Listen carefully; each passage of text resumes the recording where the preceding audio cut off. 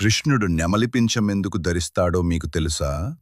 రాముడు సీతమ్మ జాడ వెతుకుతూ వానర సైన్యంతో కలిసి వెళ్తున్నప్పుడు దట్టమయమైన అడవుల్లో దారి తెలియక ఇబ్బంది పడేవారట. ఆ సమయంలో అడవిలోని నెమళ్ళు రాముడికి సహాయం చేయాలని అనుకున్నాయి. నెమళ్ళు ఆకాశంలో ఎగురుతూ రాముడు వెళ్లాల్సిన దారిలో తమ మెరిసే నెమలి పించాలను రాల్చాయి.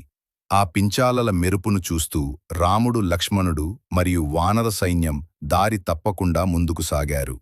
ఎండ తీవ్రత ఎక్కువగా ఉన్నప్పుడు నెమళ్ళు గుంపులుగా చేరి తమ పించాలను విప్పి రాముడికి నీడపట్టాయి.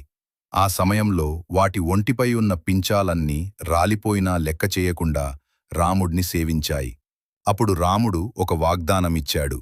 తమ పించాలను రాల్చి ఎండకు ఓడ్చి తనకు సహాయం చేసిన నెమళ్లను చూసి రాముడు చలించిపోయాడు. అప్పుడు ఆయన నెమళ్లతో ఇలా అన్నాడు: నా కోసం మీ అందాన్ని పించాలను త్యాగం చేశారు. మీ రుణం ఈ జన్మలో తీర్చుకోలేను. నా తదుపరి అవతారంలో, కృష్ణావతారంలో మీ పించాన్ని నా శిరస్సుపై కిరీటంలో ధరించి మిమ్మల్ని లోకమంతా పూజించేలా చేస్తాను. శ్రీకృష్ణుడి రూపంలో నెరవేరిన మాట, రాముడు ఇచ్చిన మాట ప్రకారం కృష్ణావతారంలో స్వామి ఎప్పుడూ తన తలపై నెమలి పించాన్ని ధరించాడు.